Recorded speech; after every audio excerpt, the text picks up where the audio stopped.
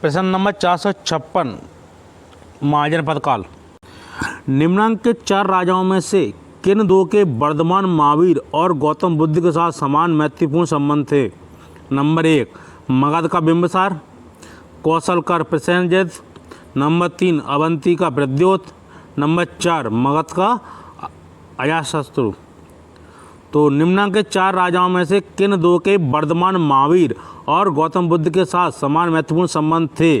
तो आपको बताना है किन किन के संबंध महावीर स्वामी और गौतम बुद्ध से महत्वपूर्ण संबंध थे।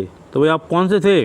वो थे आपके नंबर 1 1 और 4 मगध का बिंबिसार और मगध का अजातशत्रु।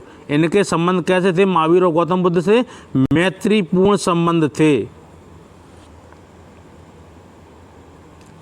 अगला प्रश्न है 457। प्रारंभिक गणतंत्र में कौन सा नहीं था? तो प्रारंभिक गणतंत्र में कौन सा नहीं था?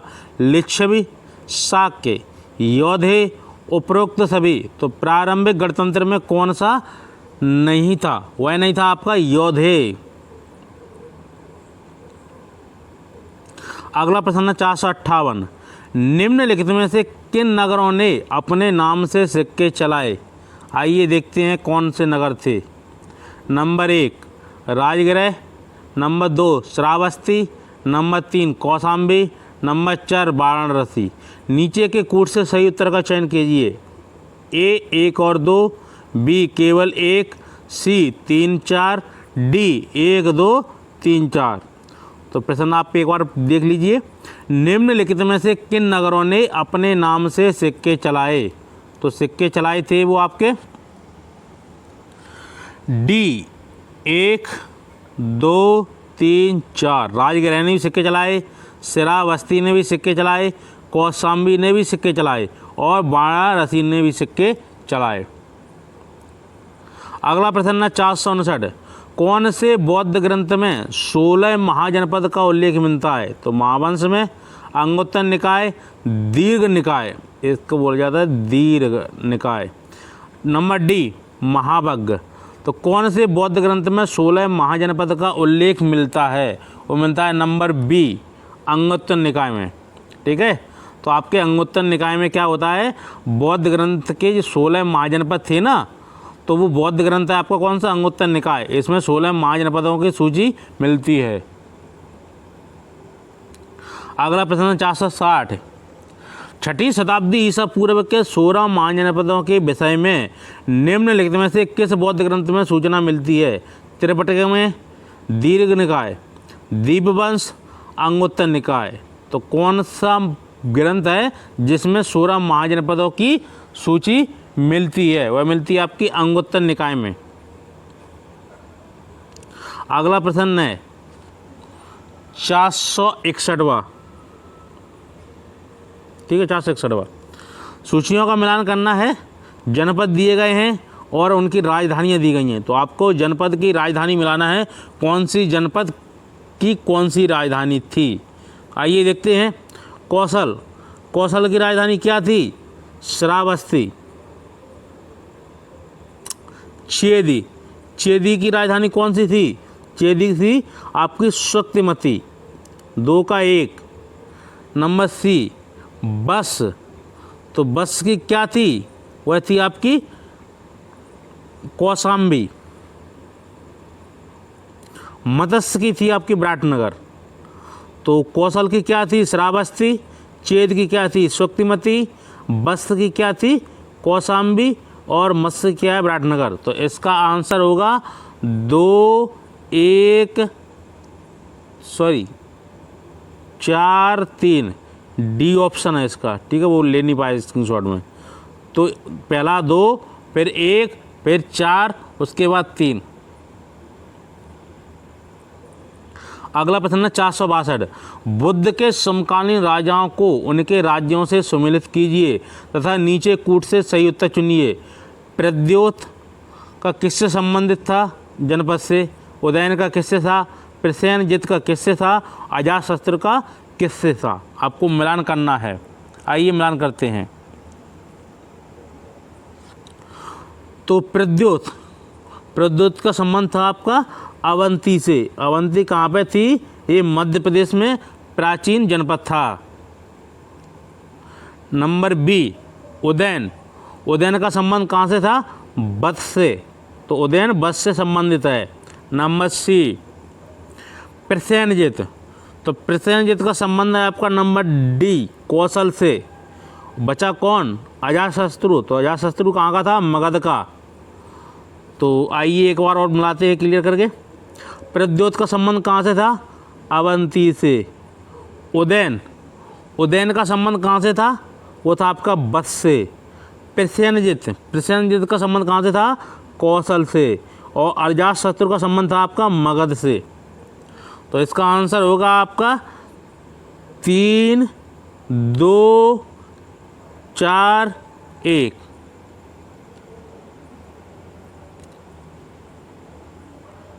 ठीक है, तो आपका आंसर सी था इसका।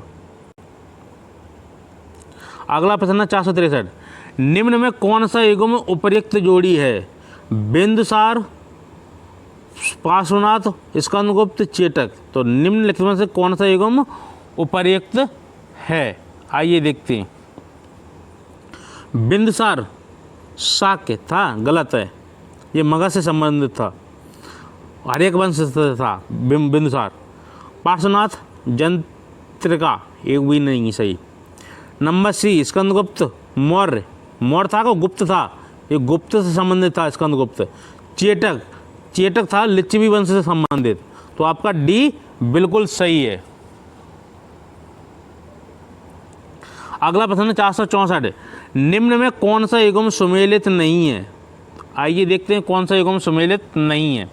464, गांधार पेशावर रावलपिंडी क्षेत्र से संबंधित है।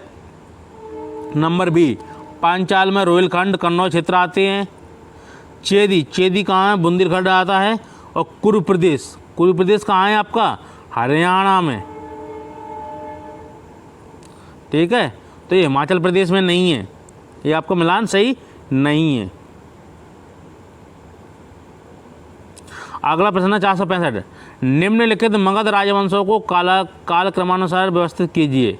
नंदवंश, शुंगवंश, मौर्य वंश, हर्यक वंश। आपको बताना है कि सबसे पहला कौन सा वंश था, कौन सा वंश था, और आखिरी वंश कौन सा था। आइए देखते हैं। तो पहला था आपका चौथा हर्यक वंश। हर्यक वंश आपका पहला था। तो चौथा किसमें? आपका ए में है। उसके बाद हर्यक वंश के बाद क्या आया आपका? नंद वंश। नंद वंश के बाद क्या आया? मौर्य वंश। फिर क्या आया आपका? शुंग वंश। तो सबसे पहले आपका कौन सा था? हर्यक वंश, उसके बाद नंद वंश, फिर आपका मौर्य वंश, फिर आपका शुंग वंश। तो आपका ऑप्शन होगा ए। अगला प्रश्न 466 है। कुसुमपुर को पाटलिपुत्र भी कहा जाता है। पाटलिपुत्र नगर का निर्माण किसने करवाया? अजातशत्रु ने, बिंबिसार ने, उदयन ने, शिशुनाग ने। ये उदयन नहीं है, उदयन है। ठीक है, उदयन। तो पाटलिपुत्र का निर्माण किसने कराया? वैसे अधिकतर पाटलिपुत्र ही दिया जाता है आपको प्रश्न में, लेकिन यदि कुसुमपुर भी पूछ लिया जाए कि कुसुमपुर का निर्माण, नगर का निर्माण किसने करवाया, तो वो भी आपका उदयन ही होगा। अधिकतर प्रश्न, जितने भी प्रश्न अभी तक पूछे गए हैं वो पाटलिपुत्र से संबंधित हैं, लेकिन कुसुमपुर भी एक उसका अन्य नाम है, तो आपको कुसुमपुर भी ध्यान में रखना है। अगला प्रश्न है 467। निम्नलिखित में से किस राजा ने पाटलिपुत्र बसाया था? बिंबिसार ने, शिशुनाग ने, अजातशत्रु ने, उदयन ने। तो किसने पाटलिपुत्र बसाया था? वो बसाया था आपका उदयन ने। Number D. अगला प्रश्न है 467। निम्नलिखित में से किस राजा ने पाटलिपुत्र बसाया? बिंबिसार ने, शिशुनाग ने, अजातशत्रु ने, उदयन ने। तो निम्नलिखित में किस राजा ने पाटलिपुत्र बसाया? उदयन ने। मोस्ट इंपोर्टेंट प्रश्न है ये वाला। ठीक है, आपको कुसुमपुर भी याद रखना है। अब नया पैंट चलेगा कि कुसुमपुर नगर का निर्माण किसने कराया, क्योंकि पाटलिपुत्र के ऊपर प्रश्न काफ़ी बन चुके हैं। पाटलिपुत्र के संस्थापक थे अशोक, उदयन। तो आपके उदयन नहीं है। दो ऑप्शन होते हैं, बिंबिसार और मापन। महापद्मनंद, ठीक है, आपको उदयन थे। अगला प्रश्न 469, किस प्राचीन नगर के अवशेष कुम्भहार स्थल से प्राप्त हुए? पाटलिपुत्र, वैशाली, कपिलवस्तु, श्रावस्ती। तो क्या है प्रश्न, किस प्राचीन नगर के अवशेष कुम्भहार स्थल से प्राप्त हुए हैं? वे हुए हैं आपके नंबर ए पाटलिपुत्र से। तो पाटलिपुत्र से आपके कुम्भहार स्थल के अवशेष प्राप्त हुए हैं। अगला प्रश्न है 470, सूचियों का मिलान करना है। राज्य दिए गए हैं और प्रमुख नगर। आज राज्य बोलते हैं, पहले क्या बोलते थे, उनको जनपद बोला जाता, महाजनपद, ठीक है। आइए मिलान करते हैं। तो 470 का अशक, अशक कहाँ से था? तो वो था आपका पोतन से। अशक का संबंध किससे है? पोतन से। और अवंती, अवंती का संबंध किससे है आपका? महेशमती से। कलिंग, कलिंग का संबंध किससे है आपका? दंतपुर से। और सौवीर, सौवीर का संबंध कहाँ है आपका? रोरुक। तो आपका ऑप्शन नंबर होगा सी। आइए एक बार मिलान करते हैं इसका। अशक, अशक का संबंध किससे है? पोतन से। अवंती, अवंती का नंबर 2 महेशमती से। कलिंग, कलिंग का संबंध किससे है? दंतपुर से। और सौवीर का संबंध किससे? रोरुक का। तो आपका आंसर होगा सी, 470 का सी। अगला प्रश्न 471, अंग का उल्लेख मौर्य पूर्व सर्वप्रथम किस में मिलता है? अथर्ववेद में, ऋग्वेद में, शतपथ ब्राह्मण में, गोपथ ब्राह्मण में। तो अंग का उल्लेख मौर्य पूर्व सर्वप्रथम किस में मिलता है? वो मिलता है आपका नंबर ए अथर्ववेद में। अगला प्रश्न 472, तक्षशिला किसके लिए प्रसिद्ध था? वाणिज्य और व्यापार के लिए, विद्या और अध्ययन के लिए, कला और शिल्प के लिए, इन सभी के लिए। तो तक्षशिला किसके लिए प्रसिद्ध था? वह था इन सभी के लिए, यानी कि वाणिज्य और व्यापार भी उसमें होता था, विद्या और अध्ययन का अच्छा भी केंद्र था, कला और शिल्प का भी वहाँ पे प्रमुख स्थान था। अगला प्रश्न 473, प्राचीन नगर तक्षशिला निम्नलिखित में से किनके बीच स्थित था? झेलम तथा चेनाब, सिंध तथा झेलम, चेनाब तथा रावी, रावी तथा व्यास। तो प्राचीन नगर तक्षशिला निम्नलिखित में से किनके बीच स्थित है? तो वह था आपका सिंधु तथा झेलम के बीच, ऑप्शन नंबर बी। तो प्राचीन नगर तक्षशिला किससे संबंधित था? किसके बीच स्थित था? सिंधु और झेलम। अगला प्रश्न 474, राजगृह का राजकीय चिकित्सक जीवक को जिसे गणिका के पुत्र के रूप में जाना जाता है, उसका नाम क्या था? रमनिया, गणिका का नाम, सालवती, बसंत सेना, आम्रपाली। तो ये जीवक था वो किसका पुत्र था? तो जीवक था आपका नंबर बी सालवती का। तो राजगृह का राजकीय चिकित्सक जीवक जो जिसे गणिका के पुत्र के रूप में जाना जाता है, वो गणिका कौन थी? वो थी आपकी सालवती, नंबर बी।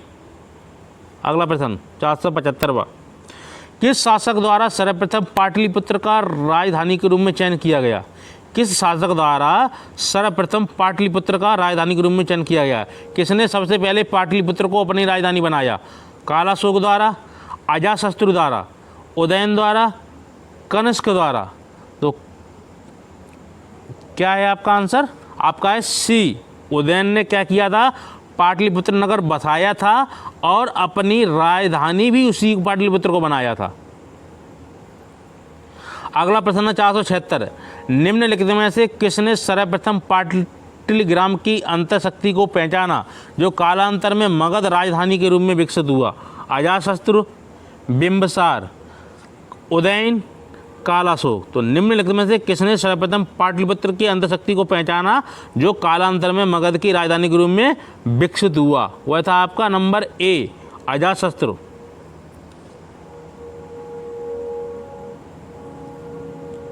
अगला प्रश्न 477, निम्नलिखित में से कौन शेष अन्य के बाद तक जीवित रहा? अजातशत्रु, बिंबिसार, देवदत्त, गौतम बुद्ध।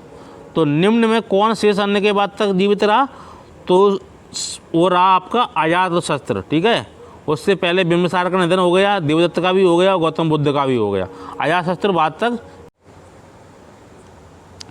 प्रश्न नंबर 478, निम्नलिखित में से कौन सा एक अन्य तीनों के समसामयिक नहीं था?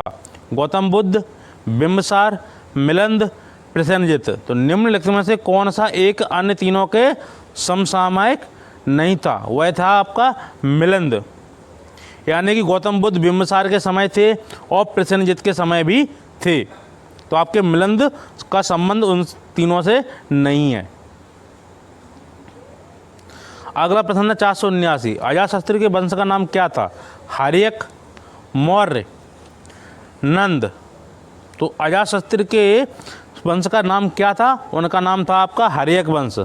तो अजातशत्रु हर्यक वंश का राजा था। ए। अगला प्रश्न है 480, प्रथम मगध साम्राज्य का उत्कर्ष किस शताब्दी में हुआ था? ईसा पूर्व 6वीं शताब्दी, ईसा पूर्व 4वीं शताब्दी, ईसा पूर्व 2री शताब्दी, ईसा पूर्व 1ली शताब्दी। तो प्रथम मगध साम्राज्य का उत्कर्ष किस शताब्दी में हुआ था? वह हुआ था आपका नंबर ए, ईसा पूर्व 6वीं शताब्दी में। तो मगध साम्राज्य का उत्कर्ष हुआ था आपका 6वीं शताब्दी ईसा पूर्व में। अगला प्रश्न है 481, मगध का कौन सा सम्राट रो परशुराम के नाम से जाना जाता है? अजातशत्रु, बिंदुसार, कालाशोक, महापद्मनंद। तो मगध का कौन सा सम्राट परशुराम के नाम से जाना जाता है? वह जाना जाता है आपका नंबर डी, महापद्मनंद को। महापद्मनंद को क्या कहा जाता था? रोप परशुराम, ठीक है, अपरो परशुराम। अगला प्रश्न 482, अजातशत्रु ने पूर्वी भारत पर मगध का आधिपत्य स्थापित करने के लिए निम्नलिखित में से किस गणराज्य के साथ 16 वर्षों तक युद्ध किया? यानी कि अजातशत्रु ने पूर्वी भारत पर मगध का आधिपत्य स्थापित करने के लिए निम्नलिखित में से किस गणराज्य के साथ 16 वर्षों तक युद्ध किया? मिथिला के विदेह के साथ, पाबा और कुशीनारा के मल्ल के साथ, वैशाली के लिच्छवी थे और रामग्राव के कोल्य के साथ। तो किसके साथ 16 वर्ष तक युद्ध हुआ? किसका? अजातशत्रु का। तो वो हुआ था आपके नंबर सी, वैशाली के लिच्छवियों के साथ। तो अजातशत्रु का 16 वर्ष तक युद्ध हुआ था वैशाली के लिच्छवियों के साथ। अगला प्रश्न 483, मगध की प्रथम राजधानी कौन सी थी? वैशाली, पाटलिपुत्र, गिरिविजय राजगृह, चंपा। तो मगध की प्रथम राजधानी कौन सी थी? तो मगध की प्रथम राजधानी थी आपकी, वो थी नंबर सी, गिरिविजय या राजगृह, कुछ भी बोलो आप, ठीक है। उसी को गिरिविजय बोला जाता था, उसी को राजगृह। तो मगध की प्रथम राजधानी थी वो राजगृह थी। अगला प्रश्न है 484, मगध के किस प्रारंभिक शासक ने राज्यारोहण के लिए अपने पिता की हत्या की एवं स्वयं ही इसी कारण बस अपने पुत्र द्वारा मारा गया? तो अजातशत्रु था, बिंबिसार था, उदयन था, नागदशक था। तो वह कौन सा राजा था जिसने अपने पिता की हत्या की थी राजवंश के लिए, लेकिन उसके पुत्र ने भी उसकी हत्या कर दी राजवंश के लिए? तो वह था अजातशत्रु। अजातशत्रु ने अपने पिता की हत्या की थी और उसका पुत्र कौन था? उदयन। तो उसने अजातशत्रु की हत्या की थी।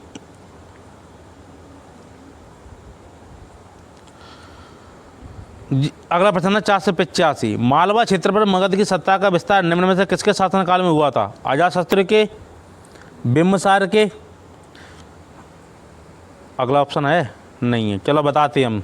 सी ऑप्शन है आपका उदयभद्र।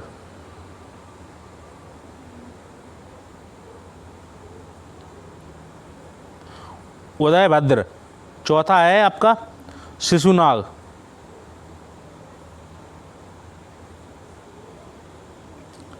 पढ़ के बता दें। मालवा क्षेत्र पर मगध की सत्ता का विस्तार निम्न में से किसके शासनकाल में हुआ था? अजातशत्रु के, बिंबिसार के, उदयभद्र के, शिशुनाग के? तो मालवा क्षेत्र पर मगध की सत्ता का विस्तार जिसके शासनकाल में हुआ था वो हुआ था शिशुनाग के। इसका ऑप्शन था डी, ठीक है, शिशुनाग केवल। अगला प्रश्न है 486, योधे सिक्कों पर किस देवता का अंकन मिलता है? शिव का, वासुदेव का, इंद्र का, कार्तिकेय का? तो योधे, योधे सिक्कों पर किसका अंकन मिलता है? और मिलता है आपका नंबर डी, कार्तिक देवता का। ये मोस्ट इम्पोर्टेंट प्रश्न है, इस पे बच्चे ज़्यादा ध्यान नहीं देते क्योंकि ये प्रश्न काफ़ी बार आ चुका है, इसलिए आप लोगों से विनती है कि ये प्रश्न आप ध्यान रखिए। योधे सिक्कों पर किस देवता का अंकन मिलता है? कार्तिक का। ऐसे प्रश्न अब एग्जाम में अधिकतर पूछे जाते हैं। अगला प्रश्न है 487, निम्नलिखित में से कौन सा स्थान योधियों की टकसाल केंद्र था? रोहतक, बयाना, बरेली, मथुरा। निम्नलिखित में से कौन सा स्थान योधों की टकसाल केंद्र था? तो टकसाल केंद्र कहाँ था? वो था आपका नंबर ए, रोहतक में। तो रोहतक में योधों की टकसाल केंद्र था। अगला प्रश्न 488, निम्नलिखित में से कौन एक मगध साम्राज्य की राजधानी नहीं रहा? राजगृह, गिरिब्रज, पाटलिपुत्र, कौशाम्बी। तो मगध साम्राज्य की राजधानी जो नहीं रहा वह कौन था? वह थी आपकी कौशाम्बी। कौशाम्बी कभी मगध की राजधानी नहीं रही। 3 थी, राजगृह शुरुआत थी, राजगृह बोलो, गिरिब्रज बोलो, ये आपकी प्रथम राजधानी थी किसकी? मगध की। और पाटलिपुत्र किसने बताया था? उदयन ने। अगला प्रश्न है 489, नंद राज्य का संस्थापक कौन था? महापद्म नंद, कालाशोक, शिशुनाग, उग्रसेन। नंद राज्य का संस्थापक कौन था? तो वह था आपका नंबर 1, महापद्म नंद। तो महापद्म नंद ने क्या किया था? नंद वंश की स्थापना की थी।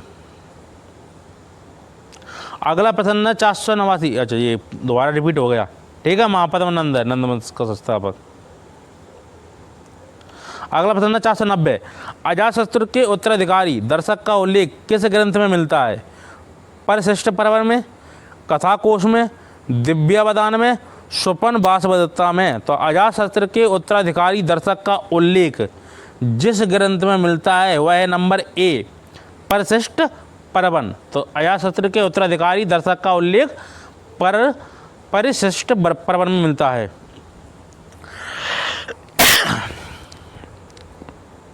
अगला प्रश्न है 491, 6वीं शताब्दी ईसा पूर्व शक्तिमती राजधानी थी? कुरु की, पांचाल की, चेद की, अवंती की। तो 6वीं शताब्दी ईसा पूर्व शक्तिमती राजधानी थी। तो शक्तिमती राजधानी किसकी थी? वो थी नंबर सी, चेद की। अगला प्रश्न 492, प्राचीनतम भारतीय सिक्के निम्नांकित से पहले के नहीं है? 5वीं शताब्दी पूर्व ईसा पूर्व, 7वीं शताब्दी ईसा पूर्व, 3य शताब्दी ईसा पूर्व, 2य शताब्दी ईसा पूर्व। तो प्राचीनतम भारतीय सिक्के निम्नांकित पहले के नहीं है। तो वो कब के पहले के नहीं है? वो नंबर ए, 5वीं शताब्दी पूर्व से पहले के सिक्के प्राप्त नहीं हुए हैं। अगला प्रश्न 493, प्राचीन श्रावस्ती का नगर विन्यास किस आकृति का है? अर्धचंद्राकार है, वृत्ताकार है, त्रिभुजाकार है, आयताकार है। तो प्राचीन श्रावस्ती का नगर विन्यास किस आकृति का है? तो वह है आपका नंबर ए, अर्धचंद्राकार। अगला प्रश्न है 494, निम्नलिखित में से कौन सा एक ईसा पूर्व 6वीं शताब्दी में प्रारंभ में भारत का सर्वाधिक शक्तिशाली नगर राज्य था? कंबोज, गांधार, काशी, मगध। तो निम्नलिखित में से कौन सा एक ईसा पूर्व 6वीं शताब्दी में प्रारंभ में भारत का सर्वाधिक शक्तिशाली नगर राज्य था? वह कौन था? वह था आपका नंबर सी, काशी। बात आती है कि 6वीं शताब्दी के प्रारंभ में, ठीक है, तो प्रारंभ में था काशी, लेकिन 6वीं शताब्दी तक अंत तक सबसे शक्तिशाली राज्य बन गया था मगध, जिस पे शुरुआत हुई थी हर्यक वंश से। अगला प्रश्न 495, क्षत्रिय जन योधे केवल निम्नांकित देवता के उपासक थे? वासुदेव के, इंद्र के, पशुपति के, कार्तिक के। तो क्षत्रिय जन योधे केवल निम्नांकित देवता के उपासक थे, वो थे कार्तिक के। कार्तिक शिव के पुत्र थे, ठीक है, शिव के बड़े पुत्र। उनके बाद थे गणेश जी। तो ये कार्तिकेय से सिर्फ एक ही प्रश्न बनता है, वो है आपके योधे वंश, ठीक है। योधे वंश के प्रिय देवता थे कौन? कार्तिकेय। 696, विश्व का पहला गणतंत्र वैशाली में किसके द्वारा स्थापित किया गया? तो नंद के, मौर्य के, गुप्त के, लिच्छवी। प्रश्न क्या है, विश्व का पहला गणतंत्र वैशाली में किसके द्वारा स्थापित किया गया? वह किया गया था आपका नंबर डी, लिच्छवियों के द्वारा। अगला प्रश्न 497, चंपा किस महाजनपद की राजधानी थी? तो चंपा किस महाजनपद की राजधानी थी? वज्र की, मगध की, कौशल की, अंग की? तो चंपा थी आपकी नंबर डी, अंग की। तो चंपा अंग महाजनपद की राजधानी थी। अगला प्रश्न है 498, महाभारत के अनुसार उत्तरी पांचाल की राजधानी स्थित थी इंद्रप्रस्थ में, हस्तिनापुर में, अहिछत्र में, मथुरा में? महाभारत के अनुसार उत्तरी पांचाल की राजधानी स्थित थी, कहाँ थी आपकी? वो थी आपकी नंबर सी, अहिछत्र में। अगला प्रश्न 499, किस आधुनिक अंचल से प्राचीन पांचाल की पहचान की जा सकती है?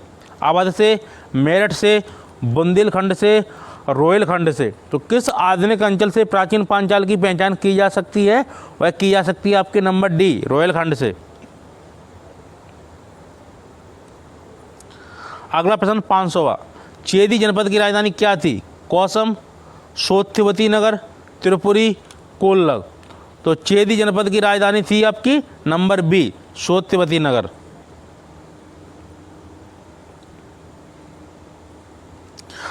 पाँच सौ एक, अकस्मक महाजनपद का प्रमुख नगर कौन था? महिष्मती, दंतपुर, पोतन, रोरुक? तो अस्मक महाजनपद का प्रमुख नगर कौन था? वह था आपका नंबर सी, पोतन। प्रश्न नंबर 502, गोदावरी नदी के तट पर स्थित महाजनपद था? बस, अवंती, अस्सक, कंबोज? गोदावरी नदी के तट पर स्थित महाजनपद था, वह आपका कौन सा था? Number C, Assaka mahajanapada. अगला प्रश्न 530, निम्नलिखित जनपदों में से 6ठी शताब्दी ईसा पूर्व में कौन सा गणराज्य था? अंग, कौशल, मगध, वज्र? तो निम्नलिखित जनपदों में से 6ठी शताब्दी ईसा पूर्व में कौन सा गणराज्य था? वह था आपका नंबर डी, वज्र।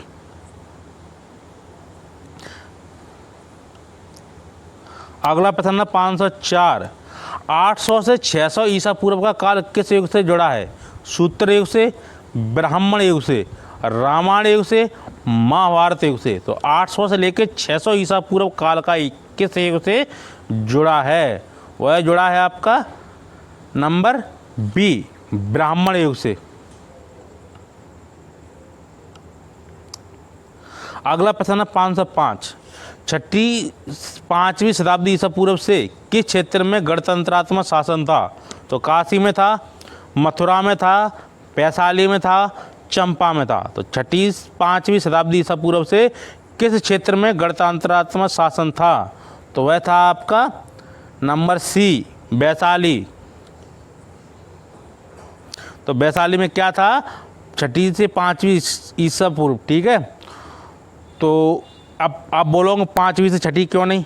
क्योंकि आप ईसा पूर्व पहले से चल रहे हैं, तो इतिहास चल रहा है आपका कब से? 1500 से ऋग्वैदिक काल चल रहा है, ठीक है। उससे पहले 2700 से, तो घटते क्रम में आएंगे। अब अपन चल रहे हैं ईसवी सन में, अब आप बढ़ते जा रहे हो, ठीक है। तो इसीलिए 6ठी से 5वीं लिखा है, 5वीं से 6ठी नहीं लिखा। अगला प्रश्न 506, अभिलिखित साक्ष्य में प्रकट होता है कि नंद राजा के आदेश से एक नहर खोदी गई थी। वो नंद कौन से राजा थे? तुग में, अंग में, कलिंग में, मगध में? तो अभिलेख साक्ष्य के प्रकट होता है कि नंद राजा के आदेश से एक नहर खोदी गई थी। तो नंद राजा किस में थे? तो वह थे आपके नंबर सी, कलिंग में।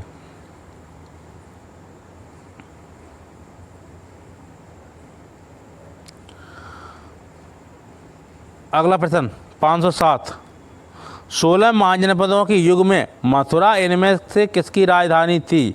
तो बस की, वज्र की, काशी की, सुरसेना की? तो 16 महाजनपदों के युग में मथुरा इनमें से किसकी राजधानी थी? तो मथुरा थी आपकी सूरसेन की। ये सुरसेना नहीं होती है, सूरसेन है, ठीक है, मिस्टेक है प्रिंट।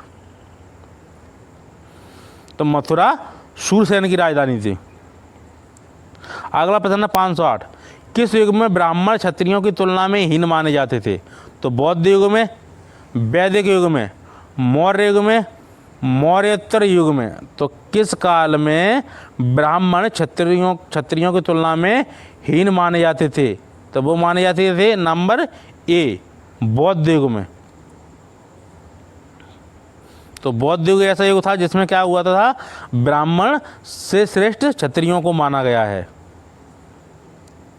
अगला प्रश्न है 509, उज्जैन का प्राचीन काल में क्या नाम था? अवंतिका, तक्षशिला, इंद्रप्रस्थ, उक्त में कोई नहीं। तो उज्जैन का प्राचीन काल में नाम था, वो था आपका अवंतिका।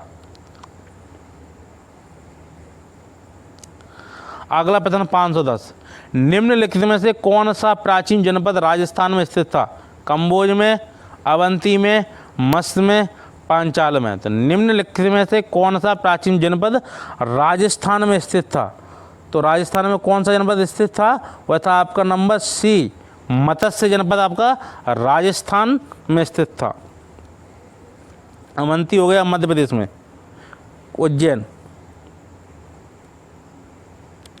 अगला प्रश्न 511, निम्नलिखित में से कौन सा एक स्थान इक्ष्वाकु शासकों के प्राचीन नगर विजयपुरी को निरूपित करता है?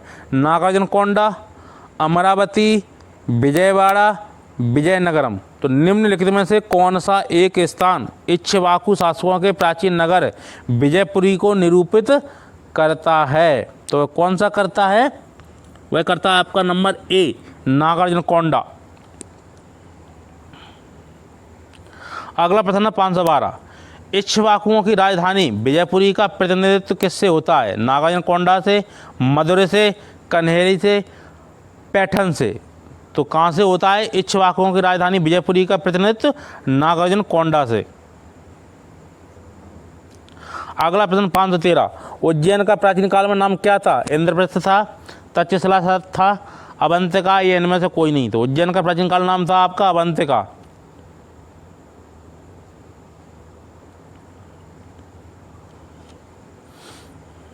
अगला प्रश्न 514, महिष्मती नगर किस महाजनपद में स्थित था? अवंती में, अस्मक में, मत्स्य में या बस्य में। तो महिष्मती नगर किस महाजनपद में स्थित था? वह था आपका नंबर ए, अवंती में। अगला प्रश्न 515, कलिंग नरेश खारवेल किस वंश से संबंधित था? कदम से, चेदी से, हर्यक से, कलिंग से। तो कलिंग नरेश खारवेल किस वंश से संबंधित था? तो खारवेल था आपका चेदी वंश से, बी। तो कलिंग नरेश खारवेल किस वंश से संबंध था? वो था आपका चेदी वंश से, चेदी हो गया। अगला प्रश्न है 516, पंचमार्क सिक्कों के चिन्हों की विशद व्याख्या निम्नांकित ने की है? रोमिला थापन ने, डी कौशाम्बी ने, रेपसन ने, बी चट्टोपाध्याय ने। तो प्रश्न क्या है आपका 516, पंचमार्क सिक्कों के चिन्हों की विशद व्याख्या निम्नांकित ने की थी? तो किसने की थी? वो की थी आपकी नंबर सी, रेपसन ने। तो रेपसन ने क्या किया था? पंचमार्क सिक्कों के चिन्हों की विशद व्याख्या की थी। अगला प्रश्न 517, काशी महाजनपद निम्न में से किसके लिए प्रसिद्ध था? इत्र फुलेल के लिए, सूती एवं रेशमी वस्त्र के लिए, मृण मूर्ति कला के लिए, विशाल मंदिर के लिए। तो काशी महाजनपद निम्न में से किसके लिए प्रसिद्ध था? तो वह था आपका नंबर बी, सूती एवं रेशमी वस्त्र मिलते थे किसमें? काशी महाजनपद में। अगला प्रश्न 518, उदयन वासवदत्ता की दंत कथा संबंधित है? मथुरा से, उज्जैन से, महिष्मती से, कौशाम्बी से। तो उदयन वासवदत्ता की जो दंत कथा थी, उदयन और उसकी प्रेमिका कौन? वासवदत्ता की दंत कथा संबंधित है कहाँ से संबंधित है? आपकी कौशाम्बी से, डी। अगला प्रश्न 519, प्राचीन भारत में अच्छे घोड़ों के लिए निम्नलिखित में से कौन सा स्थान प्रसिद्ध था? कलिंग, कच्छ, कंबोज, कान्यकुब्ज। तो 519 का क्या है आंसर? वह आपका सी, कंबोज। प्राचीन भारत में अच्छे घोड़ों के लिए निम्नलिखित में से कौन सा स्थान प्रसिद्ध था? वह था आपका कंबोज। अगला प्रश्न 520, प्राचीन पुष्कलावती का समीकरण किसके साथ किया गया है? 4 सद्दा के, बलख, हड्डा, सिरकप। तो प्राचीन पुष्कलावती का समीकरण किसके साथ किया गया है? वह किया गया है आपका नंबर ए, 4 सद्दा। तो प्राचीन पुष्कलावती का समीकरण किसके साथ किया गया है? वो किया गया था आपका 4 सद्दा। अगला प्रश्न 521, धर्मशास्त्रों में भूराजस्व की दर क्या है? 4-1, 3-1, 6-1, 8-1। तो धर्मशास्त्रों में भूराजस्व की दर क्या है? वह थी आपकी 6-1, यानी कि 6वां हिस्सा किसका था होता था? किसान का, और 1 हिस्सा किसका होता था? राज्य का। लेकिन जब मुस्लिम आक्रमणकारी भारत में आए तब किसानों की स्थिति ज़्यादा दयनीय हो गई। उन्होंने बहुत कम किसानों को रहने दिया और अपने पास अधिकतर ले लिया। तो सबसे बढ़िया दर थी वो थी आपकी महाजनपद काल में। वो कितना था? 6वां हिस्सा किसान रखता था उपज का, और कर के रूप में 1 हिस्सा राजाओं को जाता था। अगला प्रश्न 522, मगध में नंद वंश का संस्थापक कौन था? धनानंद, महापद्मनंद, नंदीवर्धन, महानंदन। तो मगध में नंद वंश का संस्थापक कौन था? वह था आपका नंबर बी, महापद्मनंद ने क्या किया था? नंद वंश की स्थापना की थी। अगला प्रश्न है 523, महाभारत में कुलिंद नरेश किस नाम से जाने जाते थे? मध्यम, सर्वश्रेष्ठ, द्विजश्रेष्ठ, द्विज। महाभारत में कुलिंद नरेश किस नाम से जाने जाते थे? तो वो जाने जाते थे आपके नंबर सी, द्विजश्रेष्ठ। प्रश्न एक बार देखिए, महाभारत में कुलिंद नरेश किस नाम से जाने जाते थे? वो जाते आपके द्विजश्रेष्ठ। अगला प्रश्न 524, निम्नलिखित मानचित्र में प्राचीन भारत में पाए जाने वाले 16 महाजनपदों में से 4 दर्शाए गए हैं। क्रमशः A, B, C, D द्वारा अंकित स्थल का कौन सा है? चलो, ये IAS का प्रश्न था। इसमें एक चित्र दिया गया था, उसमें A, B, C, D करके रखा था, और उसमें डॉट डॉट थी, और उसमें बताना था कि कौन सा राज्य किस अवस्था में, दक्षिण में, पूरब में, पश्चिम में, उत्तर में, किस में है। ठीक है, तो इसका आंसर सी था, मत्स्य, अवंती, बत्संग। चलो, यहाँ तो आपको क्लियर नहीं होगा ये प्रश्न, क्योंकि चित्र अपने पास है नहीं। अगला प्रश्न 525, भारतीय इतिहास में द्वितीय शहरीकरण के नगर प्रमुखतः गंगा घाटी में अवस्थित हैं।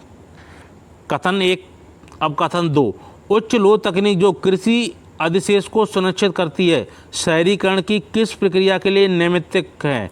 तो कूट क्या है? केवल कथन 2 सत्य है, केवल कथन 1 सत्य है, दोनों कथन सत्य हैं, दोनों कथन असत्य हैं। तो आपका आंसर क्या है? दोनों कथन सत्य है।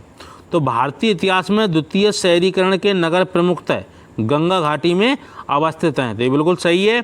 नंबर 2 कथन क्या है? उच्च लोह तकनीक जो कृषि अधिशेष को सुनिश्चित करती है, शहरीकरण की किस प्रक्रिया के लिए नियमित